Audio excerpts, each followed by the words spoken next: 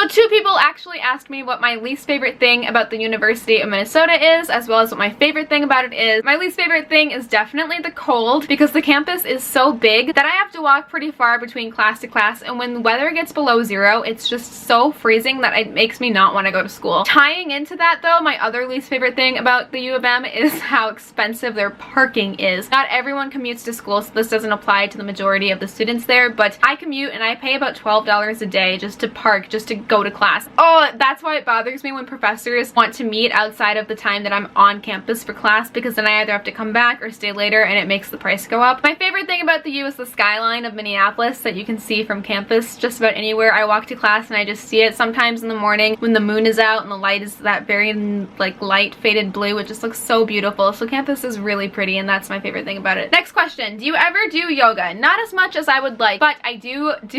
Oh my gosh, I'm 12. But yes, I do yoga. I used to do it a lot when I lived in a dorm because I was just itching for movement, so I really do love yoga. I actually got to take a yoga class for college credit last year, and that was really nice because it also motivated me to show up to yoga class every single week. But I love yoga. I do it in my room occasionally. Next question, how do you get your makeup on fleek? It is gorgeous. Thank you. Just yesterday I got a hate comment about my makeup, so it's really great to hear that somebody doesn't think that my makeup doesn't suit me, because that was rude. Give this video a thumbs up if I should do a makeup tutorial that's very beauty guru, and I don't know if I qualify for videos like that, but let me know if you'd watch that. I can totally give you a look as to how I do my makeup now that I figured out how to do makeup. 2 people asked what my ethnicity is, and the truth is that my dad is from Laos and my mom is American, so I'm half Southeast Asian American. What are your top favorite clothing stores? Most of my clothing comes from Forever 21, Urban Outfitters, and Cotton On, but I do love a good H&M shopping spree, as well as Romwe or any of those Shein type of websites. Who are your favorite YouTubers? I am subscribed to, I think it must be like thousands of channels, but I can't help it. I just find so many new creators that I want to keep up with. Currently though, everybody in David Dobrik's vlog, like that vlogs family, I just love so much, as do like 11,000 million other people. Family vloggers, I love KK and Baby J, who I actually got to meet at VidCon last year. They were so nice. I got to see little Landon. Okay Baby. Daily Bumps I've been with since their oldest was like a couple months. Ellie and Jared just released the gender of their new baby. I love Ebony Day. She also has a family vlogging channel because she's pregnant. I basically just love family vloggers, other college YouTubers, and then the really big OG YouTubers. And Connor Franta. Oh my gosh, Connor's such a cutie. And he's from the Midwest, so that's my home state, boy. Next question. Do you have a favorite poet or a favorite poem? I have a couple favorite poets. As a child, like Shel Silverstein for child poetry, Sylvia Plath, Frank O'Hara, myself. Oh my gosh, Sarah Kay too. She's like my favorite spoken word artist. As for a favorite poem, I was about to say that this is a spoken word piece, but it still counts as poetry, and that is Point B, also referred to as If I Have a Daughter. It's an amazing spoken word piece. Sarah Kay is a wonderful slam poet. I'll link it down below. You can search it. Please watch it. This will change your life. Because I watched this TED Talk, one of my favorite poems ever was created because I was so inspired. It's called Cover Your Stomach. I'll actually link that down below as well if you want to watch. I created like a music video for that. How the hell do you gain enough confidence to even just live with yourself? I mean, my face turns bright red even when I think about talking to someone. Not only this, but I also feel like I'm not deserving of any type of love or companionship. I have huge problems with trust and empathy that completely affect my relationships. Any advice would mean the world. You have to learn to accept and love yourself. I know that sounds so cliche, but I went from being 15 and so insecure about my body, about every single type, and I thought it was cool to be insecure because of Tumblr back then and just the environment that I put myself into at school. I don't know why, just like self-loathing was trendy. I had a notebook that on one side I wrote everything I hate about my body and I listed it, and then the next page I wrote what I love about my body, and I only had 2 things: my hair and my teeth.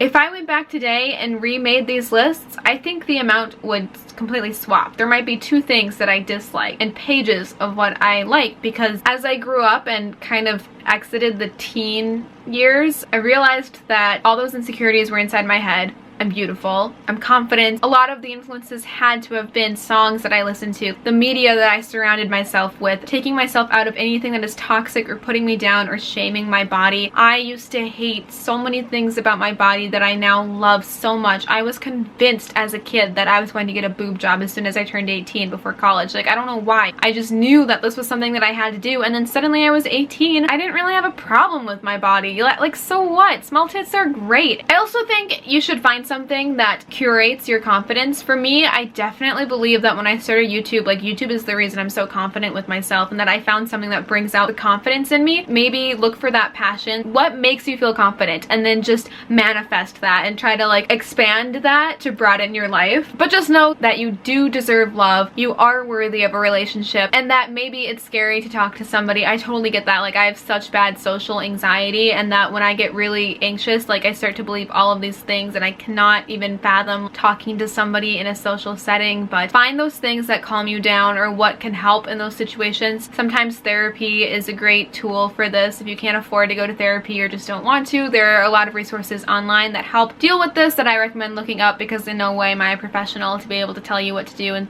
situations like that. But my own personal advice would just be to find a passion, find something that makes you feel confident, and try to expand that confidence beyond that passion to broader areas of your life, and then realize that you are fucking great, you're fucking beautiful, and don't let anybody tell you otherwise. Hey makaykay, I love your videos. You are like the little sister I never had, but I wish I did. What advice would you give someone who is wanting to start their own YouTube channel? Well, thank you so much. I'm really glad that you view me that way and like my videos. My advice to you is to just do it. As simple as that sounds, you just have to start. The genesis is the most important part to your channel. That's a quote from Swoozie, VidCon 2016. I wrote it down, still remember it. But if you want to start a channel and you don't do anything, that thought stays a thought. If you want to start a channel and you do something about it, you're turning that thought into an action, and that is what's going to get you somewhere. So just do it. Even if you don't have a nice camera or lighting, we all start somewhere, and it only leaves room for growth. When I started, I used this webcam on my laptop and then my iPhone 5 camera, and it all went uphill from there. I was cheated on by a girl with my best friend at the time. I closed myself off and haven't been in a relationship for a very long time. Now that I'm older, how do I open up to begin dating again? Love your videos, by the way. Thank you so much, and I'm really sorry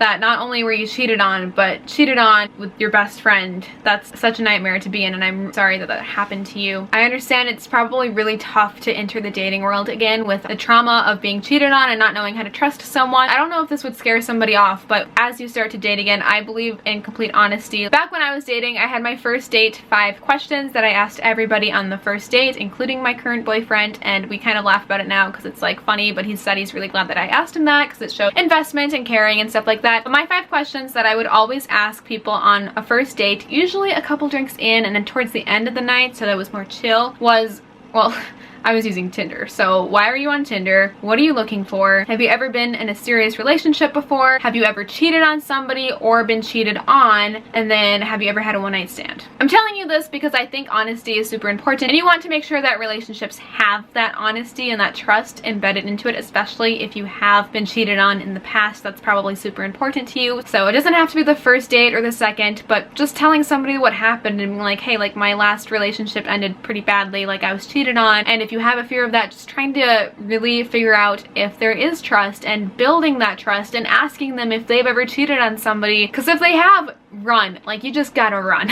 Especially knowing that you've been cheated on before. But yeah, that is my take on that question. Do you think the old saying, nice guys finish last, is true?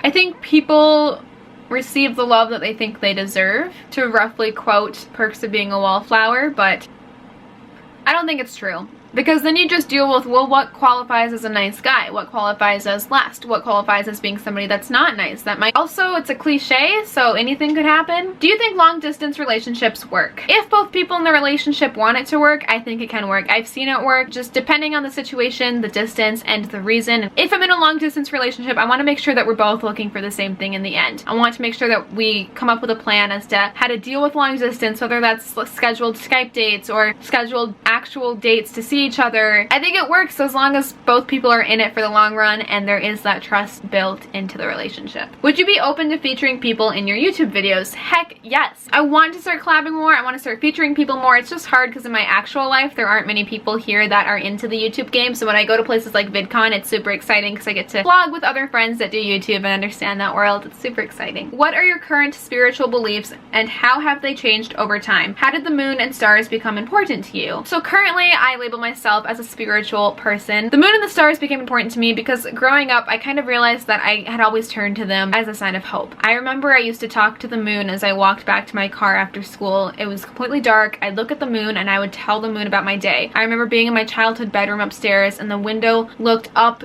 directly at Venus, Saturn, one of the closer planets that you can see from Earth during specific times of the year, and that is the star that I made all of my wishes on. Everything that I made a wish on, it came true. And the only wish that I can really think of right now is that I wished for a sister and I got a sister, and it's just like I am able to manifest and put my hopes and dreams out into the universe, and the universe listens and brings it back. The moon and the stars, it's a type of comfort for me to have because it shows that we are very small. Yes, that's true, and that there is something big and huge out there that we don't even know because we're a tiny part in the universe, but the moon and the stars, they're out there and they're looking down at us. The universe is kind of like my God. What's the most difficult thing about being in a relationship? I'm a super independent person and I think I have a tendency sometimes to become so reliant on somebody, especially when you're in a new relationship. Like you love spending time with that person and it can be really hard to kind of determine like, okay, like I've got to go home, get things done or shower, just like be my own person for a little bit. And I definitely borderline between being too independent and not independent enough. So trying to find that balance, as well as trying to find the balance between how much time do you spend with your significant other and then your friends or your family. The other difficult thing is accepting your faults and taking ownership of your wrongs or like saying sorry. I know that sounds simple and this could just be like a Gemini thing, but learning to say sorry or admit that I'm wrong, like that is so hard for me to do, and I've had to do it a lot within the last year. But there are also a lot of really great things in a relationship too, don't get me wrong. Who are some of your favorite small YouTubers? The Katie Diaries. I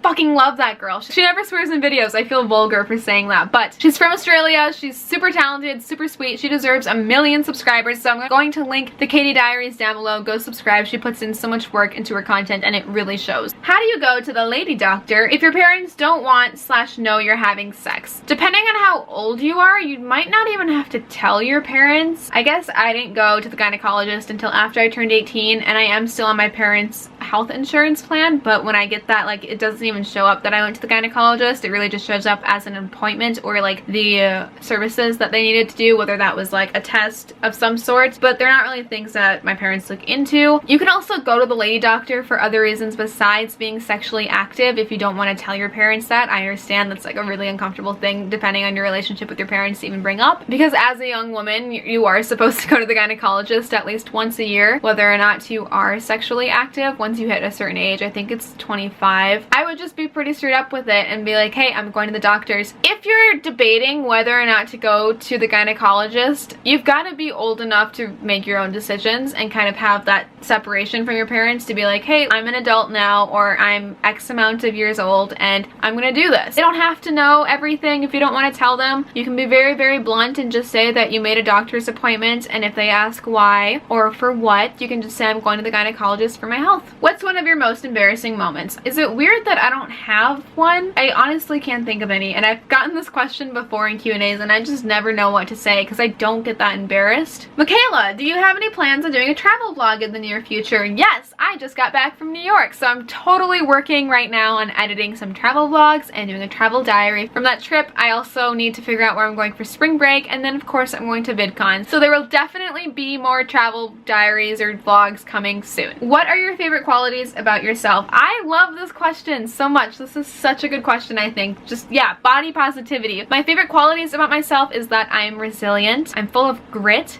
to quote what my college counselors told me in high school. I'm very determined. I honestly love my smile, and I also love how self-reflective I am. I never really realized that other people didn't reflect as much as I did until I started dating my boyfriend, and I would just tell him things all the time and he would just be like, wow, I've never thought about that, or like I never even stopped to think. Self-reflection is super important, so I love that I'm able to make time to do that a lot and just write. I love that I write so much down and like save everything, photographs, like memorabilia, journal entries. Like I just want want to remember every single day of my life, and I try really hard to do that. What's your favorite memory of you and your boyfriend? This is such a good question, and is it sad that I can't think of a specific one, because to me it's like every single time, unless we're fighting, is a favorite memory. Probably our trip to LA, because it was our first time traveling together, and it was a really great experience. Yeah, my favorite memory is probably just walking along the Santa Monica beach on the sand and talking about our future for the first time in like a really serious way. I'm also from Minnesota, and I just want to say I think you are so beautiful. Like, seriously, that's all. Thank you.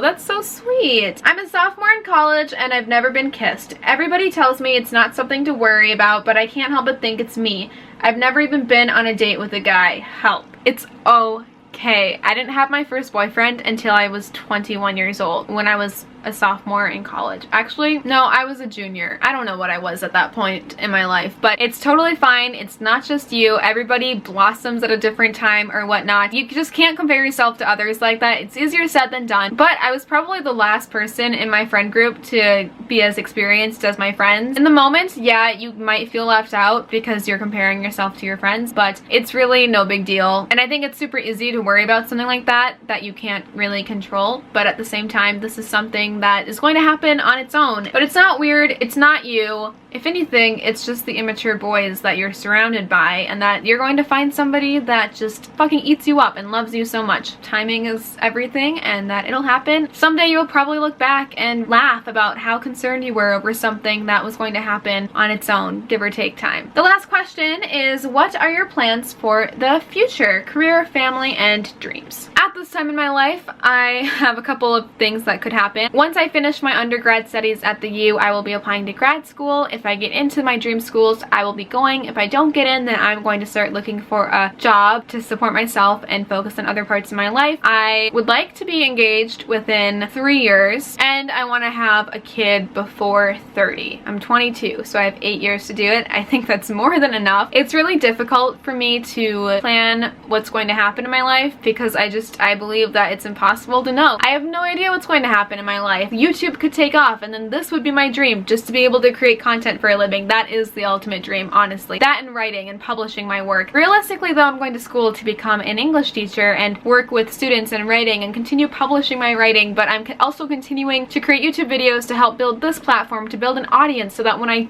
do finally get to publish my work, there will be people that know me that want to buy it and read it. But yeah, just continuing my education, trying to get hitched and pregnant eventually, just living life and continuing to upload content to YouTube. Like, I'm in this for the long run. And that is it for this big Q&A. I hope that you enjoyed. I really loved answering all of your questions. Don't forget to comment down below with your thoughts, and if you would like to see more videos like this. My Tumblr is always linked, so if you want to submit your anonymous questions, I'll wait until it fills up a little bit, and then I will collectively answer all of those in another video. Thank you guys so much for watching. I really hope that you have a wonderful rest of your day. I will see you next Thursday with a brand new video. Don't forget to subscribe to this channel and turn on the bell to receive notifications. I always shout out the first comment on my videos, so don't forget to follow me on my socials so you don't miss that shout out. With all that being said, I'll see you next Thursday with a brand new video. Bye!